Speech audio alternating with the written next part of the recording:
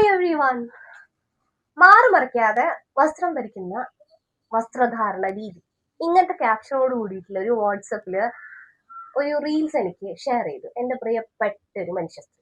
ആ പെണ്ണുങ്ങൾ അത് എന്തിനാ എനിക്ക് അയച്ചു തന്നതെന്നുള്ളത് എനിക്ക് ഇപ്പോഴും മനസ്സിലായിട്ടില്ല കേട്ടോ. ഞാൻ അവരോടൊക്കെ ചോദിക്കാനും പോയില്ല, നിങ്ങൾ ഇത് എന്തിനാ എനിക്ക് അയച്ചു തന്നത്. കാര്യം ബുദ്ധിയില്ലായ്മ ആരുടെയും തെറ്റല്ലല്ലോ.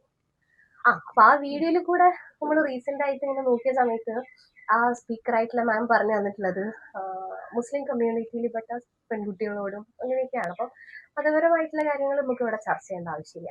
എന്നിരുന്നാലും പക്ഷെ എന്റെ വസ്ത്രം എന്ന് പറയുന്നത് എന്റെ ചോയ്സ് ആണ്, എന്റെ കംഫർട്ടാണ്.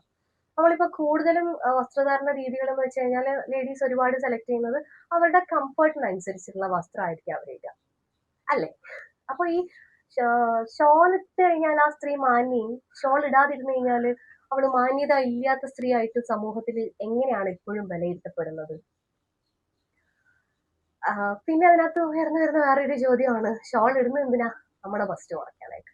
ഈ ബസ്റ്റിനെ എന്തിനാണ് ഇപ്പോഴും ഒരു സെക്ഷൽ ഒബ്ജക്റ്റ് ആയിട്ട് കൺസിഡർ ചെയ്യേണ്ട ഒരു ആവശ്യം എന്തിനാണ് വരുന്നത്? ഒരു സ്ത്രീന്റെ വസ്ത്രധാരണ കണ്ടിട്ട് നിങ്ങൾക്ക് നിങ്ങളുടെ ചിന്തനെ കൺട്രോൾ ചെയ്യാൻ പറ്റിയിട്ടില്ലെങ്കിൽ അത് ആ സ്ത്രീയുടെ ഡ്രസ്സിന്റെ കുഴപ്പം കൊണ്ടാണോ? അല്ലല്ലോ.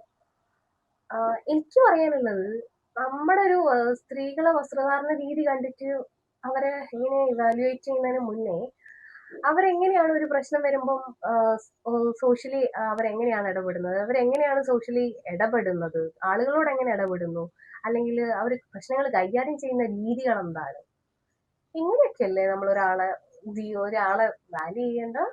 അല്ലാണ്ട് അവരിടുന്ന വസ്ത്രങ്ങൾ കൊണ്ടാണ് ഒരാളെ ഇപ്പോഴും വാല്യൂ ചെയ്യേണ്ടത്? പിന്നെ ഇതേപോലെ ഇപ്പോഴും നമ്മൾ 2K26 ഇപ്പൊ നമ്മൾ ജീവിക്കുന്നത്. 16-ാം നൂറ്റാണ്ടിന്ന് വണ്ടി കിട്ടാത്ത ചിന്താഗതികളൊക്കെ ആയിട്ട് ജീവിക്കുന്ന ആളുകളാണ് ഇപ്പോഴും സെക്ഷലി ഈ ഒരു ബസ്സിനൊക്കെ ഒബ്ജക്റ്റ് ആയിട്ട് ഇപ്പോഴും കാണിക്കാനായിട്ട് ശ്രമിക്കുന്നതും. അതിന്റെ ആവശ്യം ഇവിടെ ഉണ്ടോ? What is your thought on this? Thank you so much.